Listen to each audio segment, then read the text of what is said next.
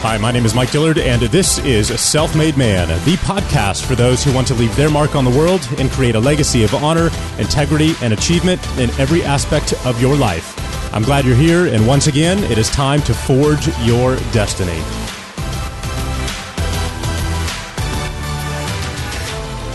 Today, we have the amazing pleasure to sit down and learn from one of the most successful entrepreneurs in the world and local Austinite, Brett Hurt.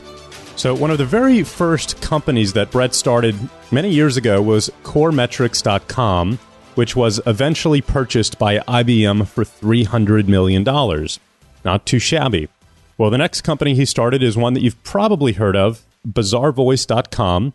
That was started in 2005, and it went public in 2012 with a $1 billion IPO. Well, today, he's at it once again as Brett attempts to revolutionize the most valuable industry in the world, which is data. So data is information, and information is priceless today. Facebook is one of the most valuable companies in the world because they control more information about human beings than any other company on the planet. Google is right up there with them for the exact same reason. Wall Street lives and breathes on information about the markets, companies, and trends. And the world's governments spend hundreds of billions of dollars per year on gathering information about their enemies, their allies, the economy, and the environment. Data has never been more abundant or more valuable, and yet there are two massive problems. First, data's value can only be accessed if you can accurately analyze it and apply what it's trying to tell you. 99% of us have an incredible amount of data available to us about our businesses, our customers, and our marketing campaigns. And yet most of us haven't tapped into that power in any kind of deeply strategic or useful way. The second problem is that all of the information currently being produced by the world is fragmented and separated into private silos and databases, which prevents its true value and potential from ever being realized. Well, Brett's new company, data.world, was created to change that. Their goal is to collect the world's data and organize it in a manner that is truly useful and accessible to everyone. Now, it might not sound like the most exciting subject matter in the world until you realize that whoever controls the world's data and can successfully interpret what it's revealing has the ability to outperform all competitors and even predict the future. Data.world could very well become that company. So with that being said, please help me welcome Brett Hurt as he helps us take a view into the future when it comes to data. Brett, welcome to Self-Made Man. I am unbelievably excited about the discussion that we're going to have today about the future of the world, no less, and some unbelievable work that you guys have underway that will ideally transform much of what we are doing here on this planet for decades to come. So thanks so much for joining us. Thanks so much for having me, Mike. It's a real pleasure to be here. Yeah, well, I thought I'd start out by keeping expectations for the show really low with an intro like that. So. Well, anybody that has Tony Hawk on his podcast is someone that I admire. So, no, it's a real pleasure to be on here. Well, yeah, I'm excited about the discussion today. You and I had a chance to meet over dinner through Tiger 21 and our good friend Chris Ryan about a month ago. And I got a chance to learn about you and your background and your family and what you're doing with data.world. And I've just found it absolutely fascinating. So before we dive into that, I would love it if you could give our listeners a little bit of a background as far as your previous entrepreneurial ventures go, because I know you've had some really big success stories, just to give them some context as to your background. Yeah, great. Well, just as kind of the title of your podcast, just going back to my family background, my parents were self-made entrepreneurs. My dad actually invented the first halogen fishing light, sold those all over the world, and was really famous in the fishing circles. I grew up working with him and my mom, like actually working on the labels on his fishing products and, seeing some of the struggles he was having, remembering Walmart coming to him, wanting to sell his product in all of their stores and him turning them down. That was when I was 10. And my dad said, "Hey, son, one day you may realize the value of keeping life simple or you may not." And much later in life, when I became a crazy, VC-backed entrepreneur, he was like, "You never did get that lesson, did you?" And And I would say, well, Dad, you know what my problem is? And he'd be like, yep, you're too damn ambitious. And we'd laugh about that. So I grew up, in this very entrepreneurial household. And I got really lucky when I was 7 years old. And my blog is actually named Lucky 7 as a tribute to this. When my mom bought me my first computer, she had seen, we grew up here in Austin, and she had seen me when I was 4, and they bought me Pong, like try to take it apart and really understand how it worked. And she thought that was kind of weird for a 4-year-old. And so when she read an article about the personal computer revolution that was going to come, and this was in 1979, she bought me my first computer. And then amazingly, she learned how to program with me. And I just fell in love with it. And I programmed over 40 hours a week from age 7 to 21.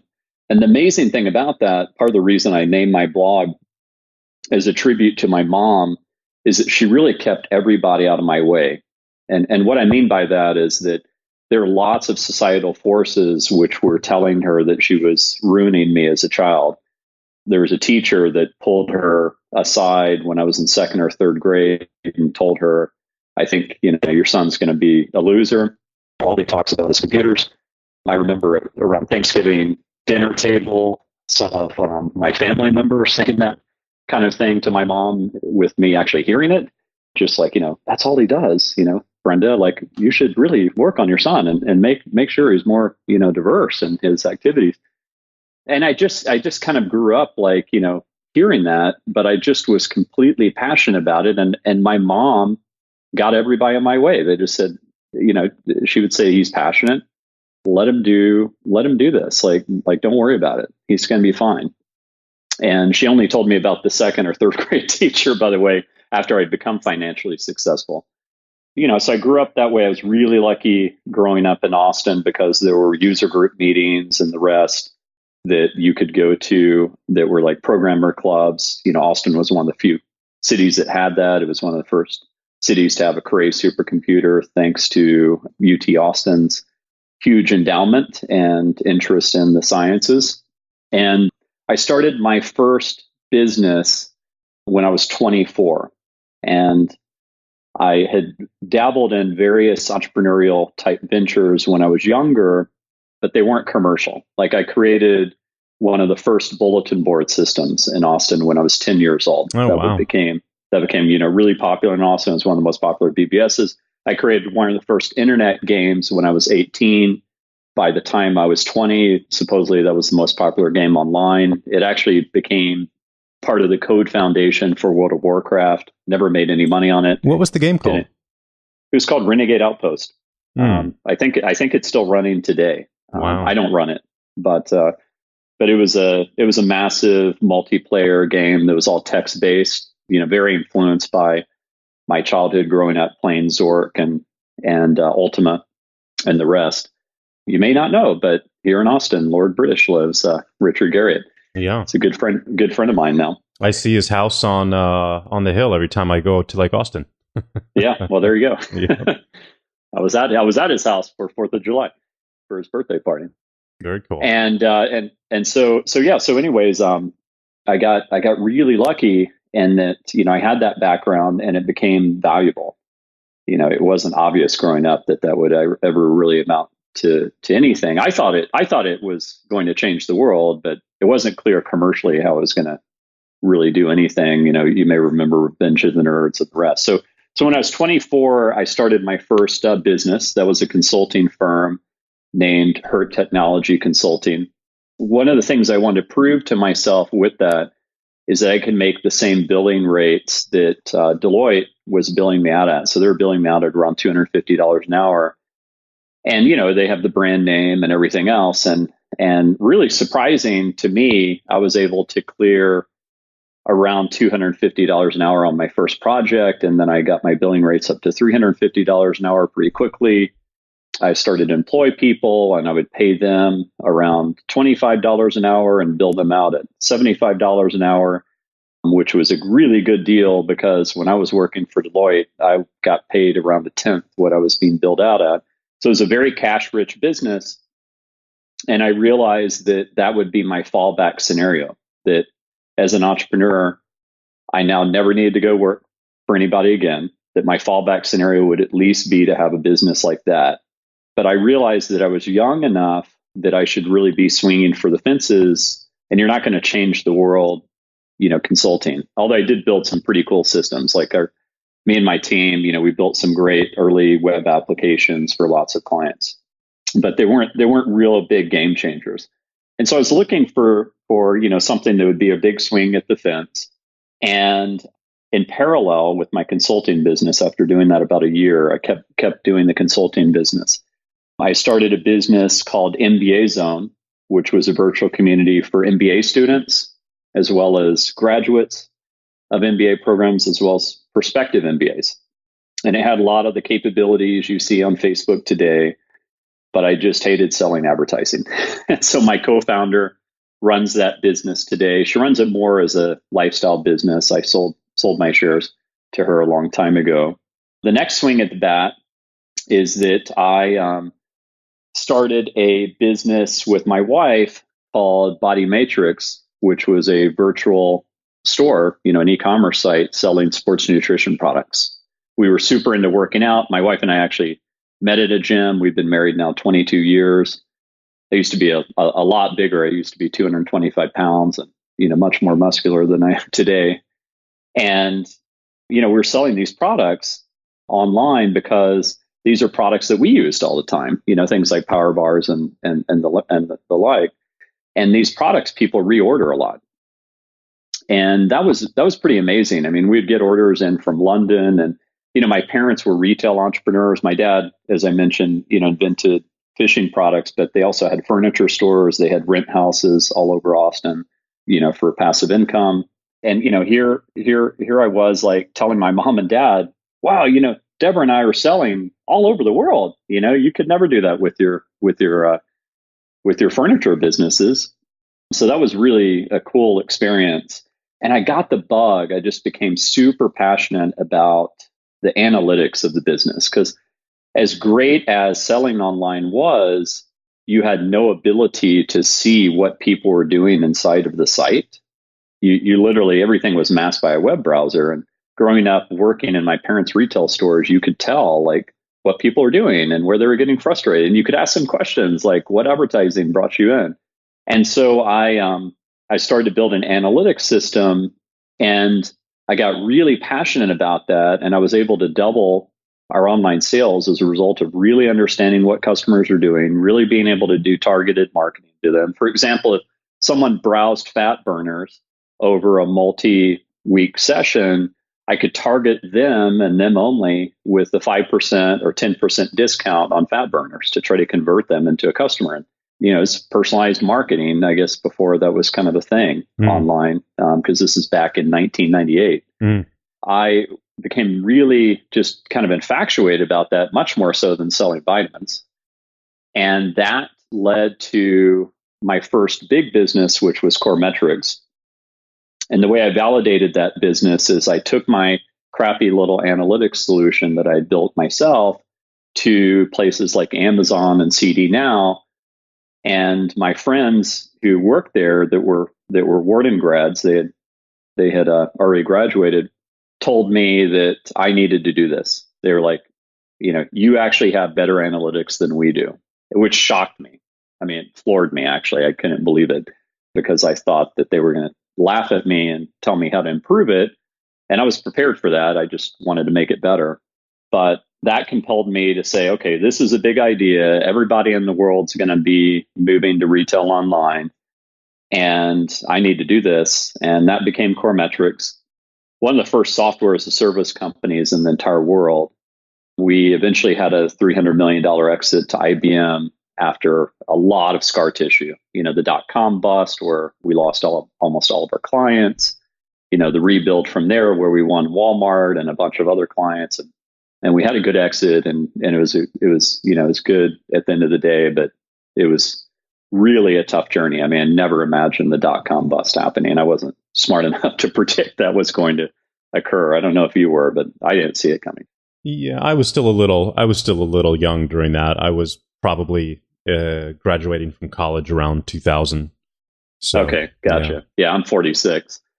And so that though led to what was my biggest financial success to date, which was Bazaarvoice. And my co-founder of Bazaarvoice worked for me at Coremetrics brand. And he asked if I wanted to start to brainstorm with him. So because he wanted to leave and start a business and he wanted me to be a board member.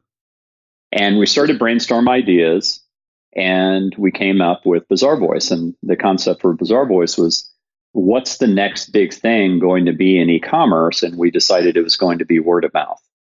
It was going to be customers talking to each other. Amazon had had customer reviews since 1997.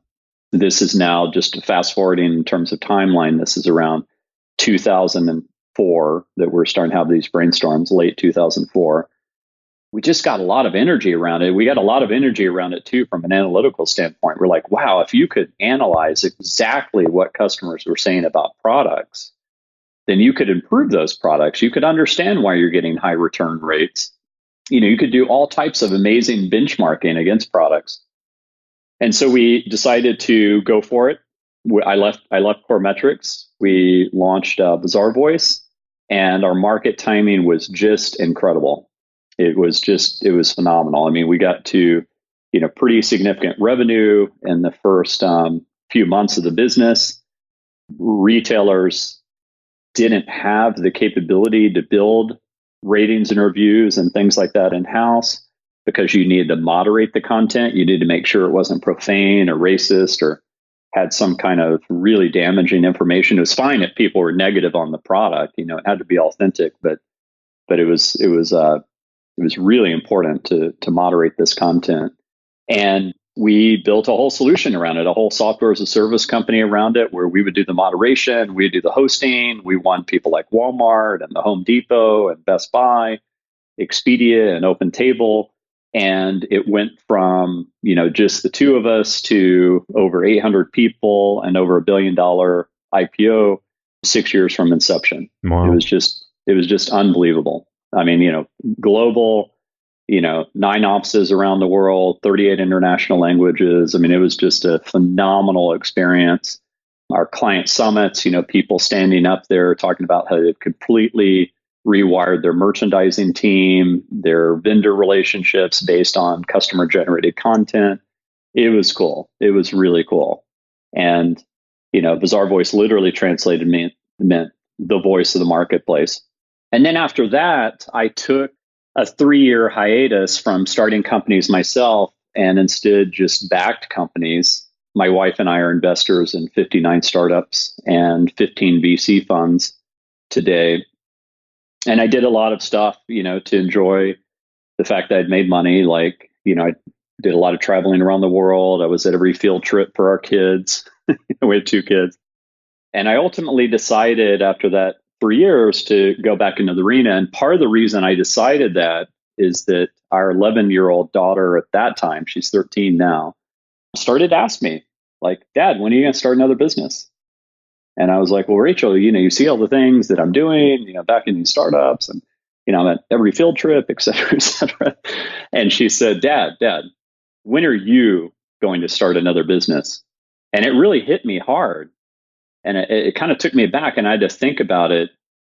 And I realized that she was 6 months old when I started Bazaarvoice, and she had seen me in the arena that whole time. And she had seen me build this global company alongside my co-founder, Brant, and just have an amazing team, and our company, by the way, was rated the #1 place to work in Austin when it was small, then medium, then large. It's just like this electric culture. You'd walk through the halls, it would just give you energy. It was unbelievable. And that inspired her much more than me hanging out at her field trips or taking trips. And our son hadn't gotten to see that at all. He was 6 years old at the time. He hadn't gotten to see like the struggle. And I looked in the mirror and I was like, I'm at my prime. I've got the best network I've ever had. I've got the best ability to raise money. If I could think of something that's truly energizing, that's even bigger of an idea than Bazaarvoice, I would go for it. And I called 2 of my best friends Actually, technically, if you want to know what happened, I texted them. And I said, I'm thinking about getting back into the arena. Would you like to brainstorm with me? Kind of did the same thing Brant did with me when we were at Coremetrics together. And we got together, and eventually a fourth co-founder got involved, and we started data.world, which is what I'm up to today. And I know we'll get into that, but this is the most exciting and ambitious business that I've ever founded. And it's awesome. Well, tell us about it. What is the mission and the inspiration behind it? Yeah, so data.world now has become the world's largest collaborative data community. And just to break that down for your listeners, one company that we get compared to a lot is GitHub. GitHub is the world's largest collaborative code community. And it was just announced a month ago or so that GitHub is being bought by Microsoft for $7.5 billion. They become the de facto place where you go search for open source code, collaborate on code inside your company. That's the way they make money, is people using GitHub for private code collaboration. Well, we're now the world's largest collaborative data community. And everybody talks about data as the new oil. But the reality is that data is mostly crude, buried in the ground, very hard to find.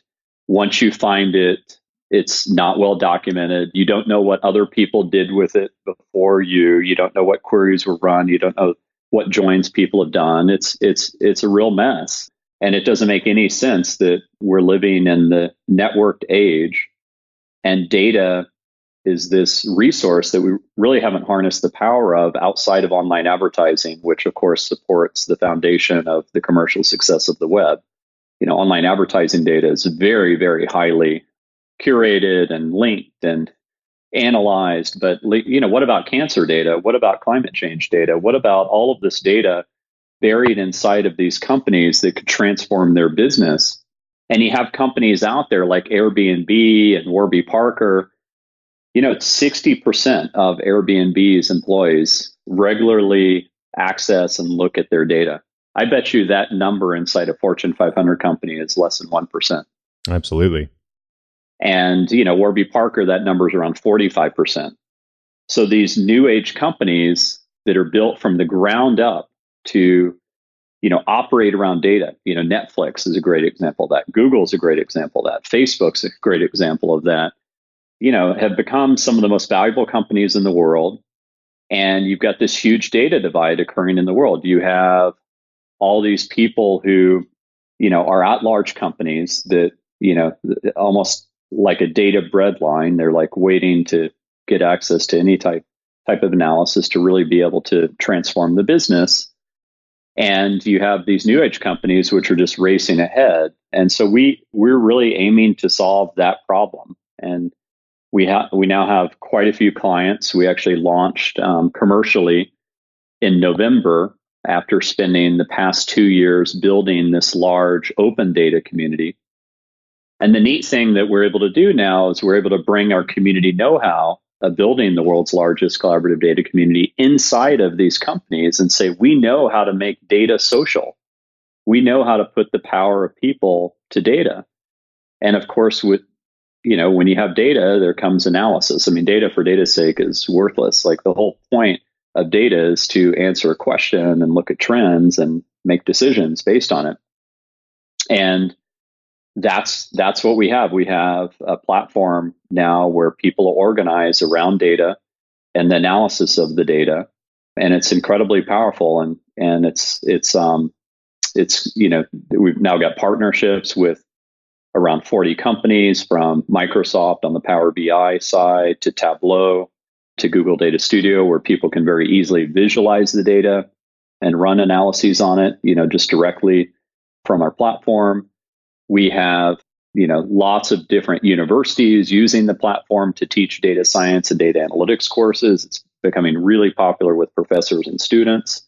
We have clients like the Associated Press, which are using data.world to revolutionize data journalism. If you've read an article in the past year about the opioid crisis or about housing inventory being near a 40-year low in the United States, or trends in African American homeownership, the impact of climate change by US state. Those have originated as data sets that the Associated Press has put on our platform and given access to their customer base, people like Gannett, which owns USA Today, Chicago Tribune, and others. And they've used our platform to collaborate with those newspapers so that they can write very data-driven articles on those topics and many more topics. I'm just giving you a couple of examples. And it's become really powerful. The Associated Press told me that they've never seen anything take off faster for their clients. And that's pretty cool. I mean, it's really pretty neat to have a company where it's making an impact in journalism. Of course, they're making an impact in lots of other industries as well. This is a very public example because the Associated Press is trying to, get a lot more news organizations to turn to them to use this data, given its power and given how much readers really want to have access to data and really want to get into more of the facts.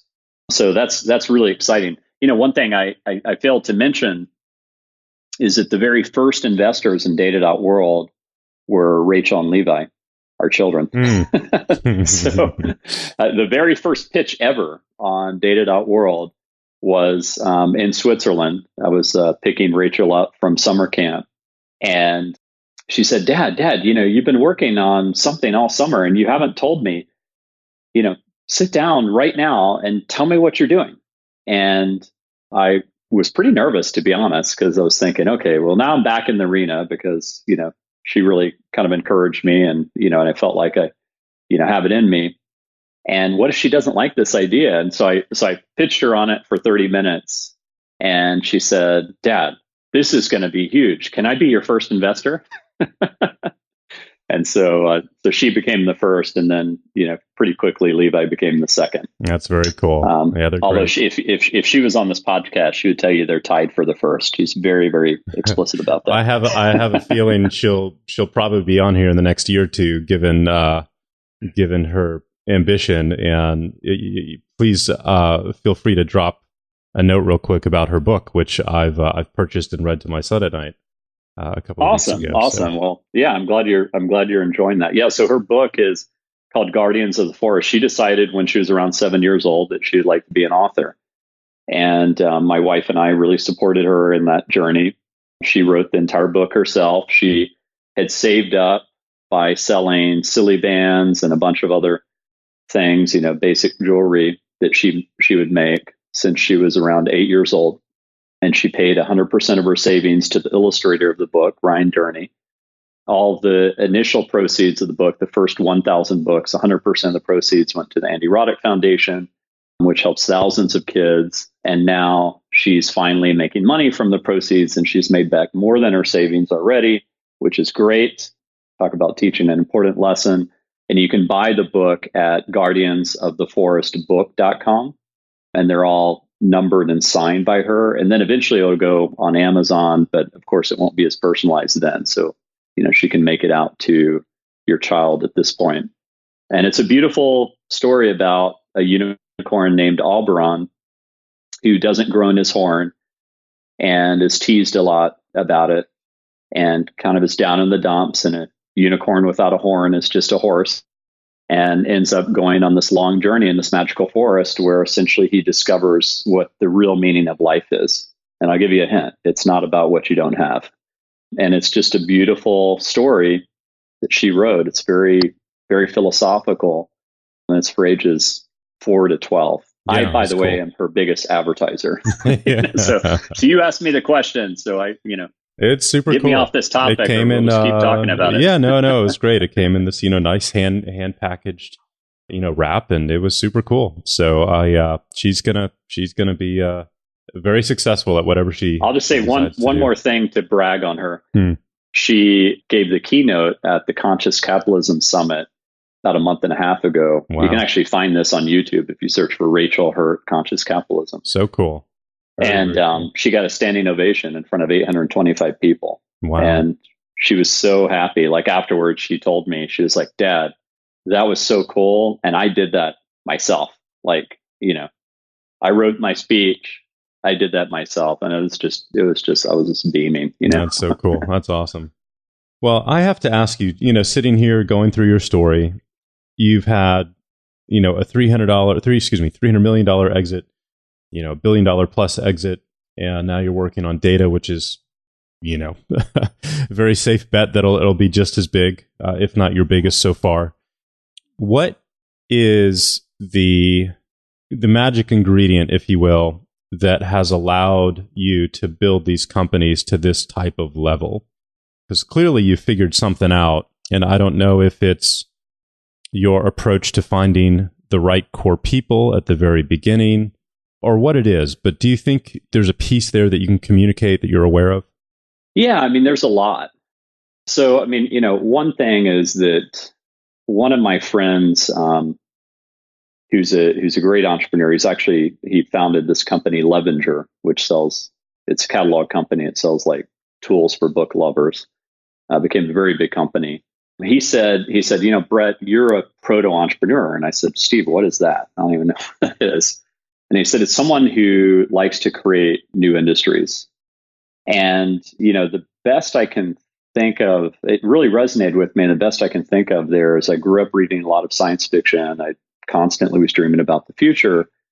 And I get to play this small role in the world in inventing the future. Like Brant and I, starting Bazaarvoice, it really made customer reviews take off in e-commerce. And we're the right guys to do it. We already had the credibility from Coremetrics to go into a Walmart and convince them to do this. They were very afraid initially about negative reviews.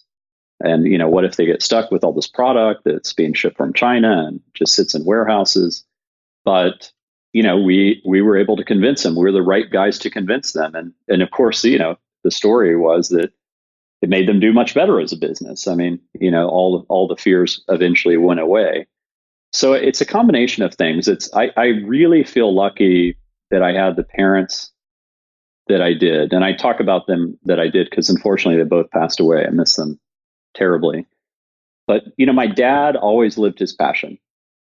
My memories of my dad was he would go fishing almost every week for 3 days. So he blended his passion. He lived his whole life like he was on vacation. I mean, we talked about that at his funeral, that it literally was like his entire life was like he was on vacation. He was Tim Ferriss in the 10-hour work week or 4-hour work week, I think is what it's called. Yep. He was Tim Ferriss in the 4-hour work week, but he was actually Tim Ferriss. Like the actual Tim Ferriss, I think, works really hard.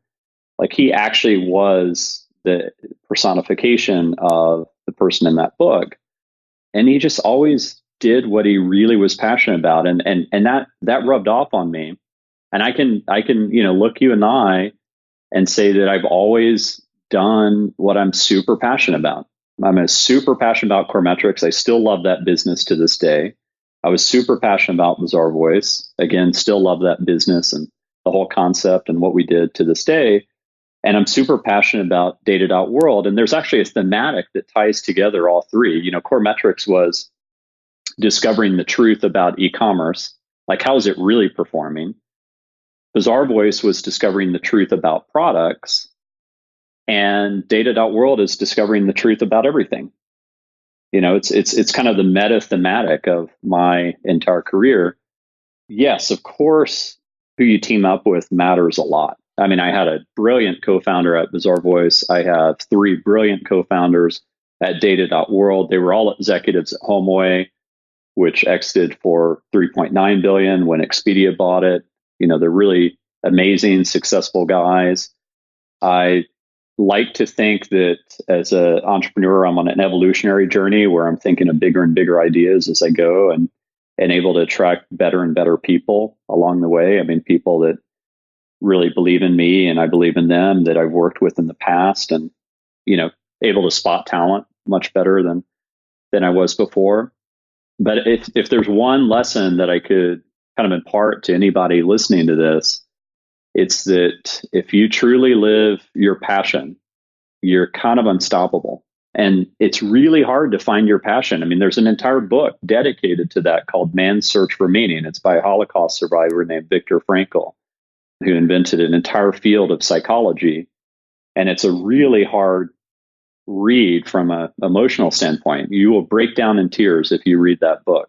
It's actually the most popular book he ever came out with. He invented this field called logotherapy and wrote dozens of books in that field after surviving the Holocaust and losing literally everybody in his family, everybody dying as a result of the concentration camps, except for him.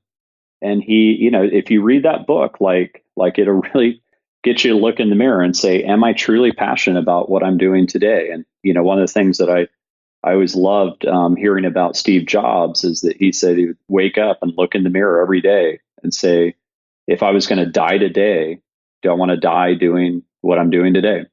And if the answer was yes, he would keep on. And there's just no doubt that he was incredibly passionate. I mean, he was passionate enough to come back and, now Apple's the most valuable company in the world. So that's a big, big part of it, because passion will get you to run through walls. Yeah. But it's really hard to find. Absolutely agree with that. But I also think that there's a skill set or an intuition involved that allows you to think at the scale you think. Like, clearly you're very comfortable going big, where for a lot of people that could be a scary thing. So just, for example, correct me if I'm wrong, but it sounds like you've raised capital for all of your ventures so far, all of the major ones. Yeah, that's right. Yeah, at data.world, we've raised over 33 million to date. And at Bazaarvoice, we raised, a lot of money in our IPO and follow-on offering. And we raised very little before we went public. We raised 24 million, of which we had a little bit over 12 million in the bank when we went public at $1 billion market cap, which is pretty amazing. It was very capital efficient. Well, that's a question I want to ask you real quick, because that's been an area that I've found myself hesitating on, and the fact that I've started 3 businesses. They've all been profitable. They've been nowhere near the size of the ones that you've built, but I've never raised money for them. And that's primarily because the thought of losing money, specifically from friends or family members, is like my worst nightmare. So that's clearly something that has not gotten in your way, right? How did you handle that? I also really care about if I lose money. Of course you do. People. Of course you do. But you've made it through that. I've started at that same. Remember that my first 3 businesses were bootstrapped. So my very first business, my consulting business, very cash rich, and I could have just stayed at that level. But I went to Wharton. Wharton, when I went there, was the #1 business school in the nation. It's still in the top 3. There's a lot of forces that have indoctrinated me to think big. I go to the TED conference every year. That really encourages you to think big. I listen to a lot of podcasts. I read a lot of books. Like, if you want to really think big, read the book Abundance by Peter Diamandis. Yeah. It's amazing. So I feed my soul with a lot of this kind of energy around thinking big, but it's not like I was just born thinking that way. I do think I was, from a very young age, I was born kind of to think about the future. And I feel like I was put here to do something important. Like, I feel like I can do, and therefore I should do. You have to overcome that fear, or you have to be comfortable with keeping things the way they are. My dad's lesson, just going back to that, when I was 10 years old, I was so angry at him. I was like, Dad, I can't believe that you turned down Walmart. You could have sold your products in all the Walmarts. This is your chance to go really big. And he sat down with me at a small table, and he looked me in the eyes, and he said, son, you may realize the value of keeping life simple, or you may not. That is your choice. And much later in life, when he saw just kind of how ambitious I was, he said, you never did get that lesson, did you? And I said, well, Dad, you know what my problem is? And he said, yeah, you're too ambitious. And we'd just laugh about it. And, that's the way I'm wired. And I fed myself that way. And fortunately, I married a very independent wife who came from a family of entrepreneurs herself. And she's wired that way. And I've I feel like I'm a product of just so many amazing experiences and so many amazing people that invested in me. I mean, for Coremetrics, we raised money from Excel Partners, which is one of the top 3 VCs in the world. And Arthur Patterson, the co-founder of the firm, who's been a VC since 1972, personally invested in me, served on the board. He personally would mentor me. And that had a huge impact on me. So I feel really lucky. I feel like my mom invested in me when I was 7. I feel like Arthur Patterson invested in me when I was, 26. I feel like, Jason Pressman has invested in me. He's my lead investor here at data.world. He works for Shasta Ventures, from the beginning of this company. I've actually known him for 17 years, to tie that whole Walmart story together. He was the head of operations at Walmart.com when we signed them at Coremetrics. I feel like, Chris Pacitti invested in me at the beginning of Bazaarvoice when he was at Austin Ventures. I mean, I've been really, really fortunate to have so many people believe in me. And I don't take that for granted at all. I constantly think about the gratitude I have for them in my heart. And, I have a CEO coach that's invested in me for the past 10 years named Kirk Dando. He has a great podcast, by the way, for your listeners, called the 4U Leaders podcast, which is just exceptional. And a great book called Predictive Leadership, which I highly encourage anybody scaling their business to read. So I feel really lucky. And I feel really lucky to be in a position financially where I can now pass that on and invest in other entrepreneurs and help them. That's been a real gift. I mean, to teach is to learn. Like when you try to help someone, you learn as much as you're teaching. And it's just, it's a really beautiful thing. Yeah, absolutely. One of the things that I wanted to talk about today was the fact that you guys are structured as a for-benefit corporation, a B Corp, rather than a traditional, a traditional C Corp. So could you explain what that is for everybody listening? Yeah, sure. So in terms of the evolutionary journey, again, thinking of bigger and bigger ideas. And one of the things that I looked at with this business is, could it have a different operating system, than a C Corp? And a B Corp, the foundation of it actually is a C Corp. So it is still for profit. You still have to have world-class financial metrics and all of the rest. A lot of people get that confused and think, oh, it's a social business. Oh, so it's going to have shitty metrics. Like, that's not good, right? If that's how people look at social businesses, like, we've got to have the best financial metrics in our category. But what it allows you to do is it allows you to put the mission of the company as a protected mission statement actually in your corporate charter. And this is kind of a revolutionary concept, because what it means is that if down the line, you go public and you have activist shareholders that are really just trying to dismantle the company, like what Carl Icahn tried to do with Dell, or what the activists tried to do with Whole Foods, which kind of put it in play, and ultimately Amazon bought it. You don't have protection in those scenarios. Like with the public benefit corporation, you actually do, because you can point to everybody invested in the business, whether you're public or private, in that mission statement. And if there's someone that's going to not allow you to honor that mission statement, you don't need to sell to them. And theoretically, you have legal coverage because of that. Actually, John Mackey and I spoke at South by Southwest together. He's one of our investors, and he's mentored me for quite a while now. He's a real mensch, a real amazing guy. And one of the things he said on stage at South by Southwest is, I wish I was a B Corp. I wish I had that coverage. So it's a pretty revolutionary concept. And the neat thing that it also requires you to do is to publicly report on how you're fulfilling your mission statement. And we actually just came out with our first public benefit corporation report. You can see it at data.world/benefit-statement. And it's a pretty lengthy report that we only had to provide to our shareholders, but we decided to open it up to the world. And instead of just deliver it to our shareholders, deliver it to anybody that'd like to read it. So it's been a really neat journey being a B Corp. And frankly, I'll just be honest with you, I thought it was going to have a moderate impact. I thought it was going to be moderately positive, having this different operating system. But it's had a major impact. It's helped us massively on the recruiting front. It's helped us massively when we're interfacing with universities, with government institutions. Like, the U.S. Census became one of our first data supply partners right out of the gates. We have hundreds of these partnerships now. I think this is an area where being different is really good.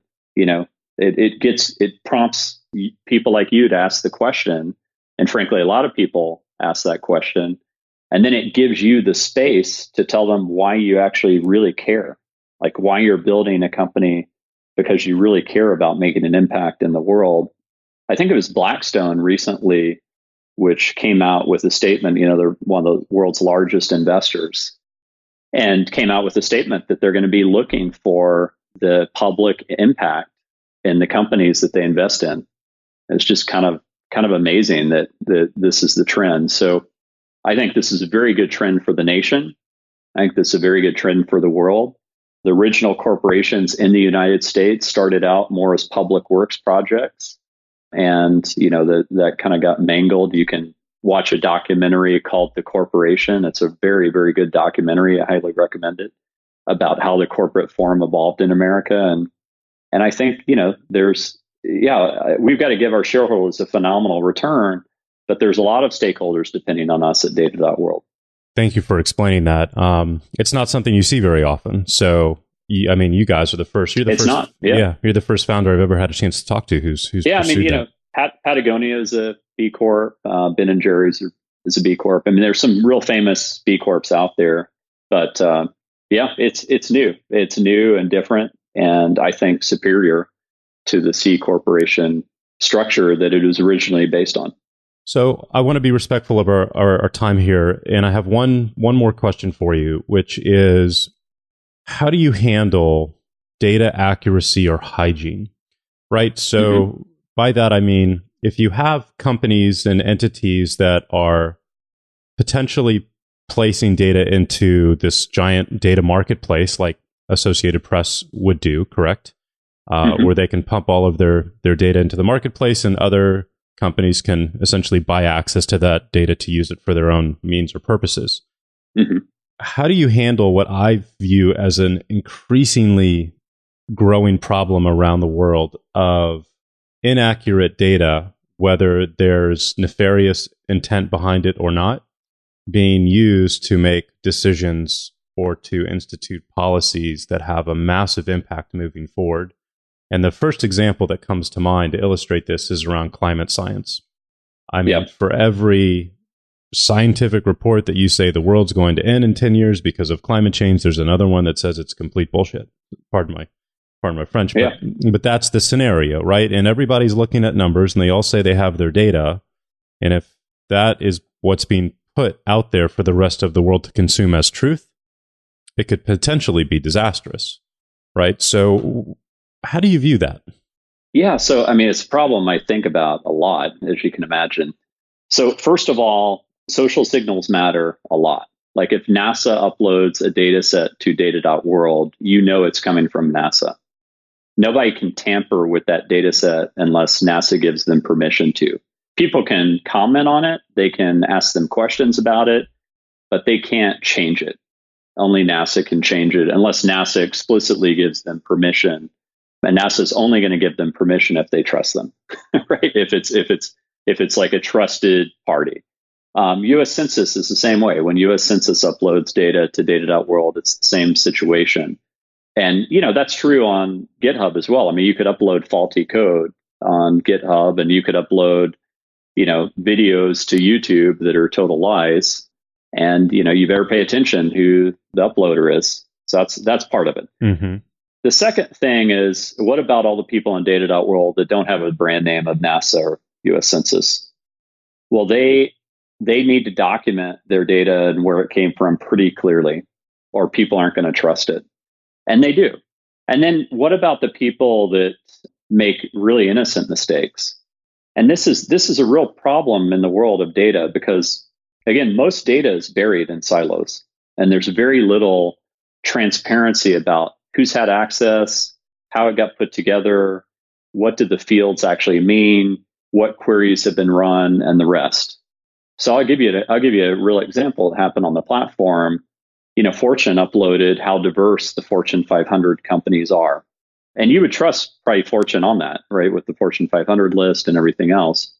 But one of the community members at data.world downloaded that data set and said, hey, Fortune, Microsoft's probably not 94% male. And the way our system works is that it pinged the person that compiled that data at Fortune immediately. This just happens automatically. And she came back in and she said, oh my gosh, you're right. I miskeyed the data. So how many of those problems are happening inside companies? Right. How many times are mistakes being made? If you go search the web, you will find out that the Greek financial crisis was initially caused by an Excel error. I'm not kidding. Huh. Go look it up. Wow. And so there's just not been a lot of transparency around data. And the more eyes you have on it, I would argue, the more accurate it's going to be. But you do have to trust the social signals, and there are some people that will earn your trust over time. There's one of the most popular data sets on data.world last year was a data set that was uploaded in October about Russian propaganda leading up to the presidential election. Well, that was in October of last year. It was one of the most popular data sets on data.world. Well, that person that compiled that data became pretty notable. I mean, the Wall Street Journal wrote an article about him and referenced that data set on data.world. The New York Times wrote an article about him. And, this is still getting played out, with Mueller and the rest. But, that data set was on data.world in October. And I think a lot of people trusted it and trusted that it was compiled accurately. And the amazing thing that happened after that data set was uploaded is that Facebook shut down access to that particular technique that he used to get the data. So, then the Washington Post wrote an article about that. It's a very important issue. And I do think that people need to be smart about what they trust online in general, but it's something we care about a lot. And one of the things that we came out with to help reduce the amount of errors that are in data is something called Data Inspector. Now, when you upload data to data.world, it'll actually inspect it and it will tell you where it thinks there are potential errors. So it'll alert you of that so that you don't have an embarrassing mistake like the one that I told you about with Fortune. Yeah, it's an interesting times where, there's so many people and there is so much data. It's growing exponentially. It's amazing to get a chance to talk to you about this project because potentially you guys are going to be the biggest holder and sorter and library of data in the world as that number continues to grow, which is just super cool what you guys are building. And it's very interesting to watch the problems that arise through that amount of data as well, just from an accuracy standpoint and how it can be used for good and for evil. And it's you guys have got a hell of a challenge ahead of you, but I couldn't think of a better group of people to take it on than your team and what you've been building. Well, thanks a lot. I appreciate that. It means a lot coming from you, and it's there's certainly going to be all types of challenges with this business. One of the things that I did really early on, she actually just celebrated her 2-year anniversary with us, and we're only a 3-year-old company. Is I hired Ariane Chan, and Ariane is our general counsel. And she was a partner at DLA Piper for 9 years before joining us. And some people ask me, why are you hiring a general counsel, this early in the business? Well, data laws really vary from country to country. And we need to be the world expert in that. So yeah, data has all types of challenges, but I love big challenge. I feel like I'm at the prime of my entrepreneurial career.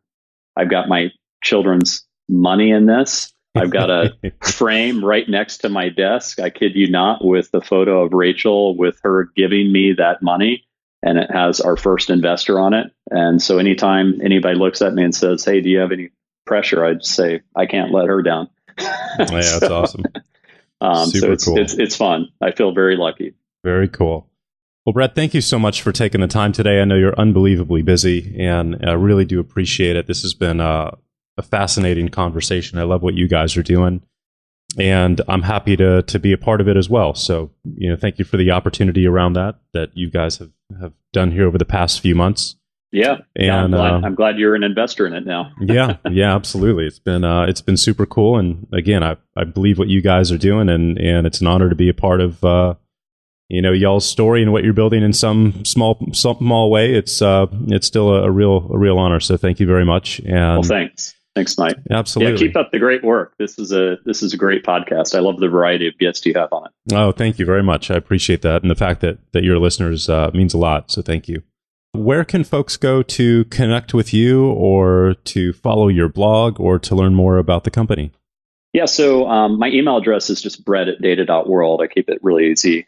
The company URL is data.world. There's no .com. It's data.world. You can learn all about it there. If you want to tune into my blog, so I'll tell you a little bit about why I write a blog. Because I'm an investor in so many startups, and because I meet with so many entrepreneurs, I've probably seen 1,200 pitches in the last 5-6 years.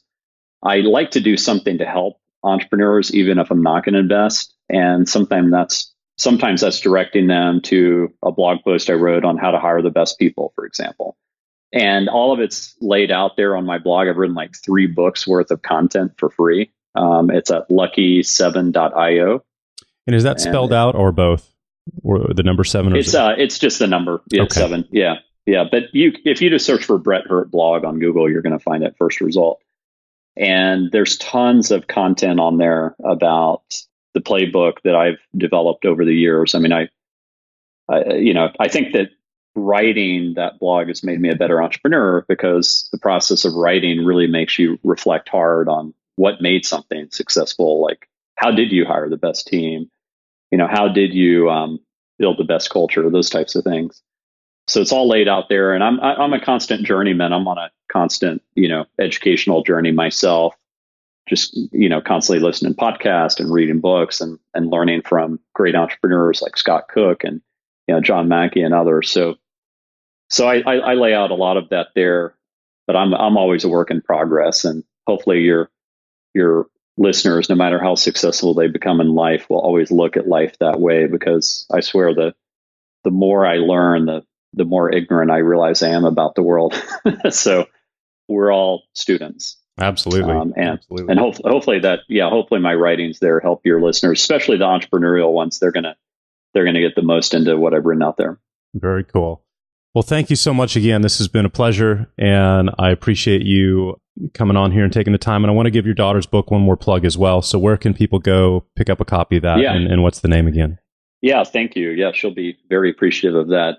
So it's guardiansoftheforestbook.com. It's a very long URL, but that's and the name of the book is, of course, Guardians of the Forest. But you won't find it on Amazon today.